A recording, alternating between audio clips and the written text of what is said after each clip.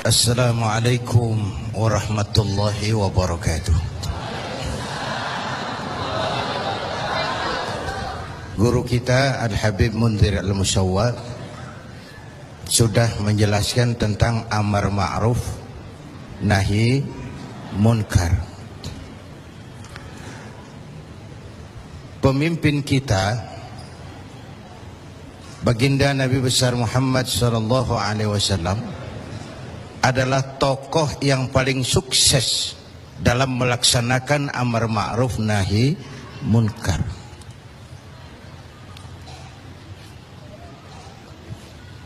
Berkembang dengan pesat, lain dengan agama-agama besar lain, kata Stoddard. Agama Buddha punya Raja Asoka, agama Persia punya Raja Cyrus, bukan Cyrus Sinaga, Cyrus. Agama Kristen punya Raja Konstantin. Mereka ini raja-raja besar dan berkuasa yang menunjang agama yang dianutnya dengan segala daya dan dana, dengan segala kekuatan dan kekuasaan. Lain dengan baginda Nabi. Beliau bukan raja, tidak anak penguasa, tidak pula orang kaya. Tapi amar ma'ruf yang dilaksanakannya berhasil menembus dinding Jazirah Arabia, mewarnai hampir 2/3 belahan bumi. Nah, saya mau ambil porsi apa landasan beliau dalam melaksanakan amar ma'ruf dan nahi munkar sebelum ke arah yang tadi sudah ditanyakan Saudara Agung. Pertama, landasannya adalah siddiq. Apa? Jujur. Sebab bagaimana orang mau amar ma'ruf nahi munkar kalau dia nggak punya kejujuran? Nabi kita itu lidahnya adalah hatinya, ucapannya adalah perbuatannya, perintahnya berwibawa, ajakannya diikuti karena beliau pelaksana pertamanya. Keteladanan. Kalau kita gimana mau berhasil amar ma'ruf? Cuma teriak, saudara-saudara, sedekah, sedekah. Yang teriak buntut gasiran, mbahnya pelit. Jujur. Kata orang tua Melayu gini, wahai saudara, adik dan kakak, peganglah jujur, jangan durhaka. Jauhi bohong, haramkan dusta, supaya hidup tidak ternista. Asik kan? Asik kan? Jauhi bohong, haramkan dusta, supaya hidup tidak ternista. Orang bisnis, modal paling penting adalah kepercayaan. Coba saudara punya kapital miliaran, kalau nggak dipercaya orang, ada nggak yang mau ngasih proyek? Ada nggak? Ada nggak? Nyaut. Modal utama dalam bisnis kepercayaan. Modal utama dalam memimpin kepercayaan. Modal utama dalam seluruh gerak hidup kita kepercayaan. Kalau hidup udah dipercaya, Bu, biar duit banyak juga enak rasanya. Bener. Kalau sudah dipercaya, walaupun duit banyak enak rasanya. Jujur. Bahkan ini modal utama kepemimpinan beliau. Bukan S3, enggak profesor, doktor, enggak, Al-Amin. Orang yang jujur, dan itu yang kita perlukan sekarang. Gayus. Saya lihat bukan saja kasusnya aneh, penanganannya juga aneh. Orang sekali bergayus bisa ngobok-ngobok semuanya. Sekarang banyak yang telinganya pada merah, matanya pada pedas. Begitu dia nyanyi, bagaimana dia merambah kepolisian, merambah kejaksaan, merambah kehakiman. Lalu penanganannya juga aneh. Kayaknya mau terfokus kepada kasus gayusnya, padahal yang terbesarnya adalah mafia hukum dan mafia pajak. Kan itu soal yang paling besar ini. Kita perlu jujur, jangan ada dusta di antara kita.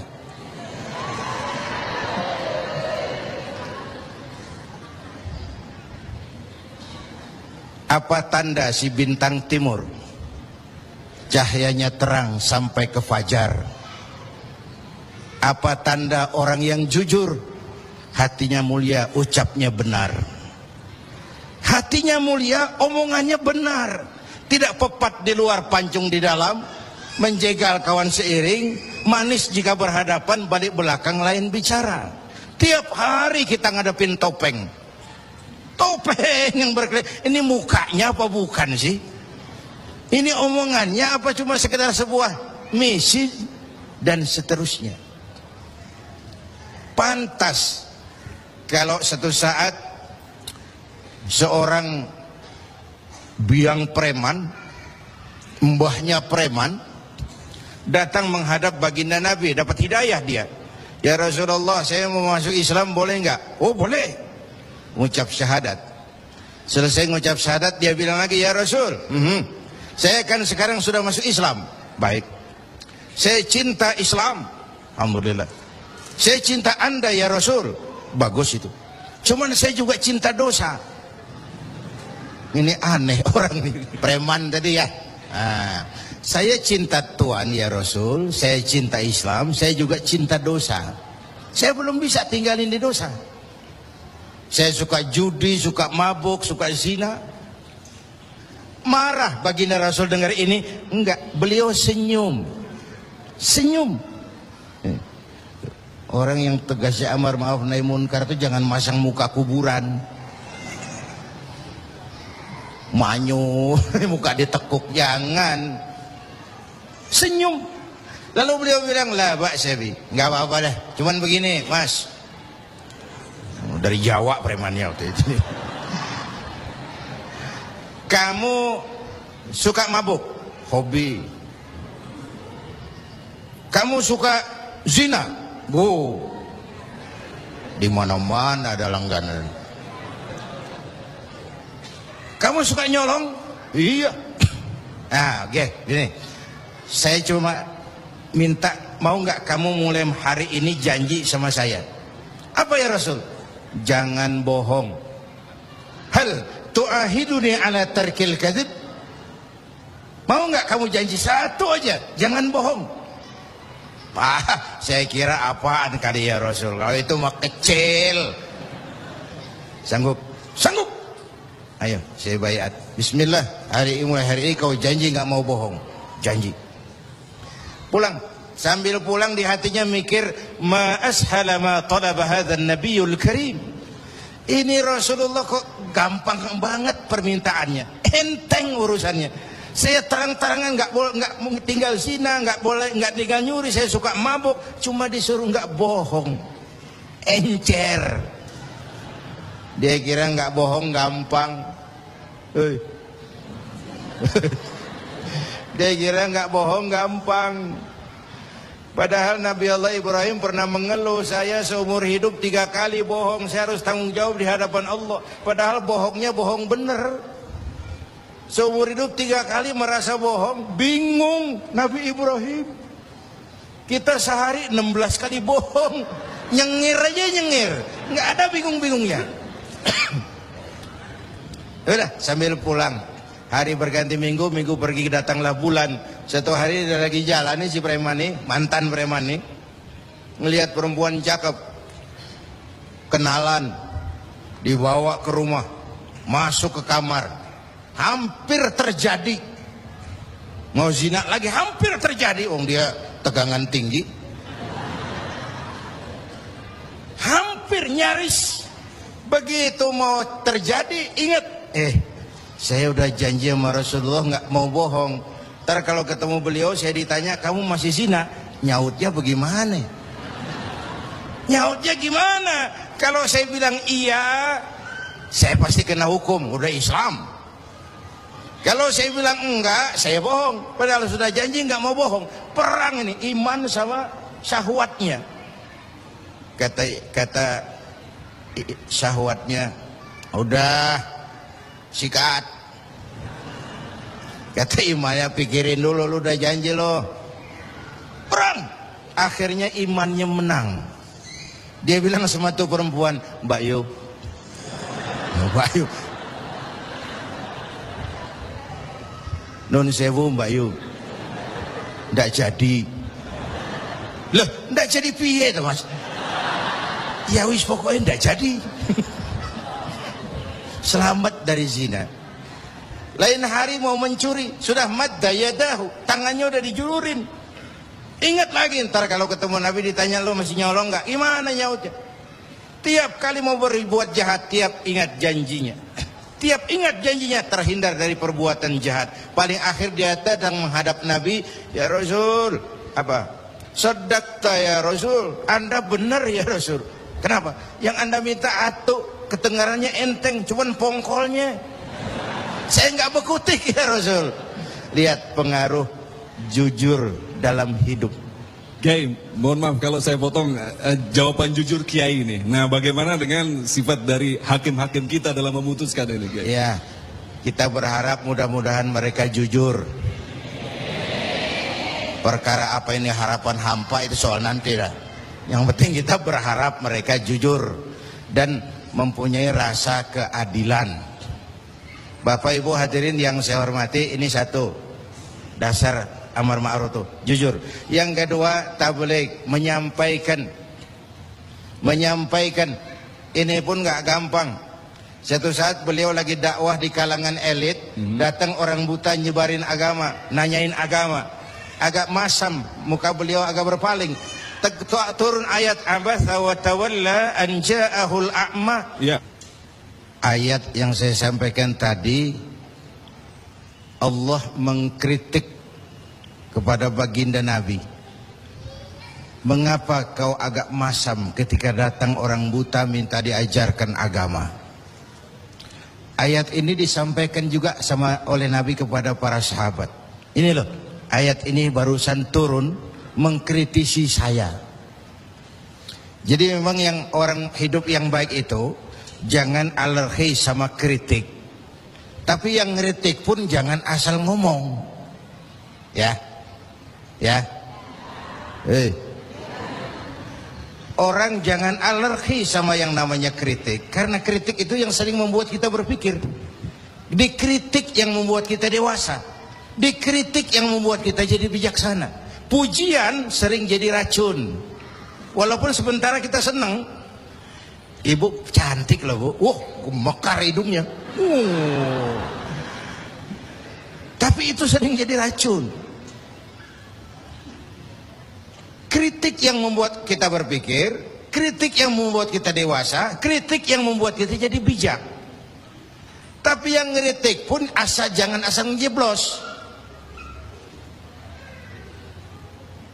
Saudara hadirin yang saya hormati, kita nggak bisa ngukur baju kita pakai badan orang lain. Ini tolong, ini bahasa bersayap.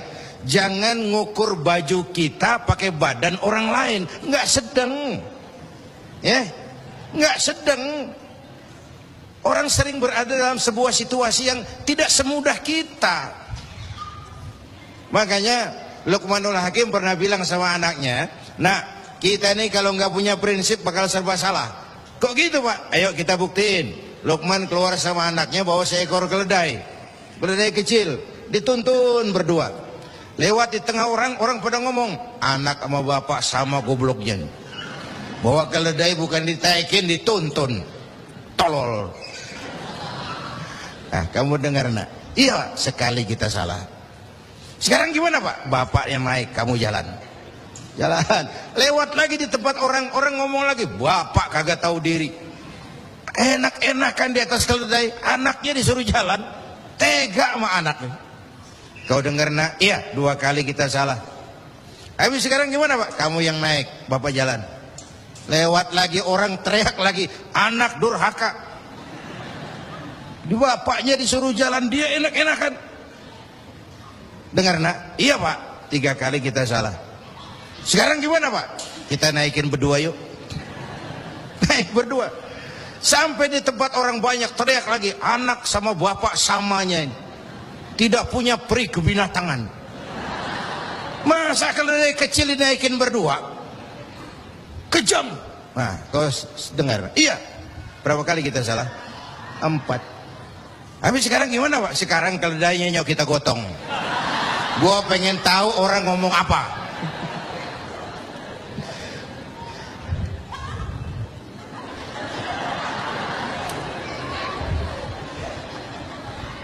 Begitulah Bapak Ibu hadirin, tanpa sebuah prinsip kita sering terombang-ambing. Makanya kita rakyat ini kudu punya filter. Rakyat harus jadi rakyat yang cerdas. Emas pasti kuning. Ya, apa semua yang kuning pasti emas? Rakyat harus cerdas. Ini nyengir tapi mikir nih, ya. Bapak Ibu hadirin yang saya hormati, karena itu kembali kepada sifat menyampaikan, apalagi yang menyangkut hak orang banyak. Orang-orang tua Melayu bilang begini, mengapa orang menembak ungka? Karena merengguh buah embacang. Kenapa orang banyak celaka? Karena serakah dengan hak orang. Anak udang dimakan itik. Itik berenang di air timpas. Hak orang jangan diusik. Kalau diusik badan terhempas, hancur. Karena yang menyangkut hakul adami, hak-hak manusiawi itu harus dipenuhi. Tabligh menyampaikan. Ini kan kadang-kadang dari atasnya bagus, di tengah jalan banyak tukang sunat. Turun ke tingkat menengah, ini jalur birokrasi, sunatin. Turun lagi ke bawahnya, sunatin. Turun ke gubernur, sunatin. Turun ke wali kota, sunatin. Turun ke camat, sunatin. Sampai ke rakyat, ujungnya doang dikit bener.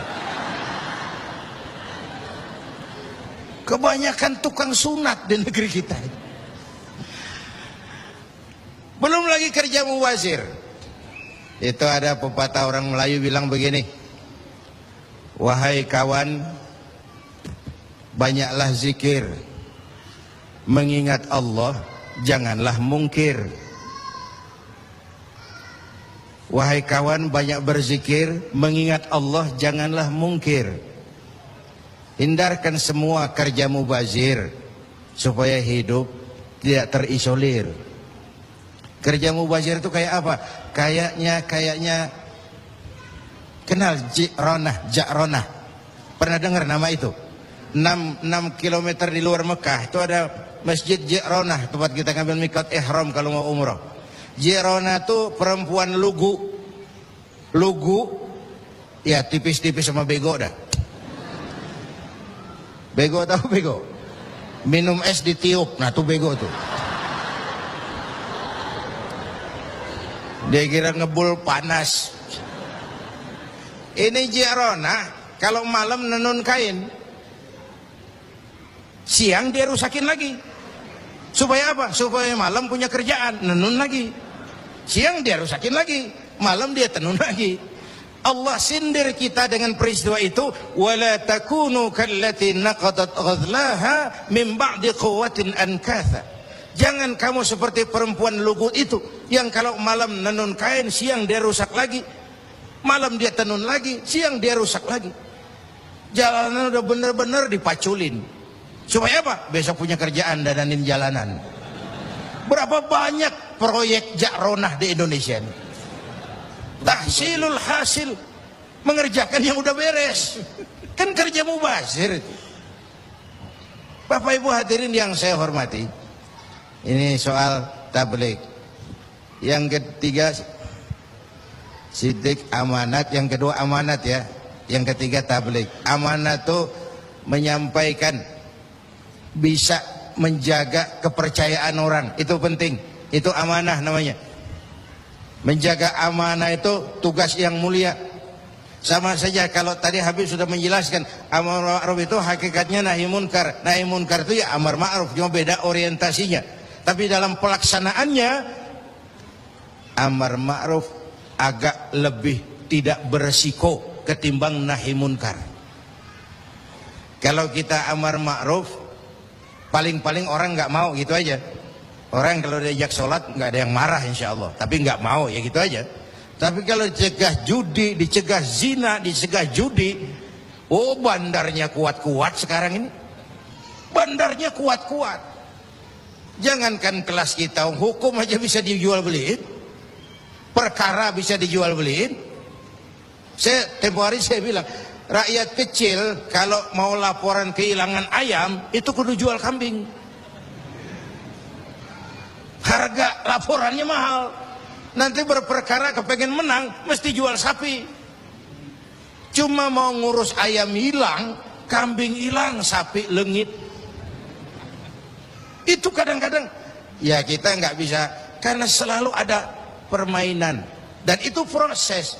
Salah siapa? Ayo kita perbaiki sama-sama. Ini negara-negara kita. Kemerdekaan ditebus dengan keringat, air mata, darah dan nyawa orang-orang tua kita. Membangun negara ini kita biayai dengan uang kita rame-rame. Kita yang bayar pajak listrik, pajak mobil, PBB, uangnya dikumpulin bangun negeri ini. Saya ikut bayar pajak. Karena saya tidak rela kalau uang pajak itu digunakan cuma untuk studi banding atas nama jalan-jalan. Ya. Lalu dibikin slogan besar-besar, orang bijak bayar pajak, orang pajak ngemplang pajak. Ini bagaimana kayak ini? Kalau yang ma'ruf berjalan, tapi yang munkar juga berjalan, artinya kita hanya beramar ma'ruf tapi tidak bernahi munkar. Syauqi bilang dalam sebaik syairnya, famata yablughul bina'u yawman kamaluhu idza anta tabni wal akharu yahdimu. Kapan bangunan mau selesai? Kalau kamu bangun orang lain ngancurin. Orang Betawi bilang itu namanya kayak nimba kagak dibendung. Bagaimana airnya mau kering kalau nimba nggak dibendung? Kenapa? Yang ma'ruf jalan, yang munkar juga jalan. Maka amar ma'ruf nahi munkar harus ditegakkan secara bersama. Satu.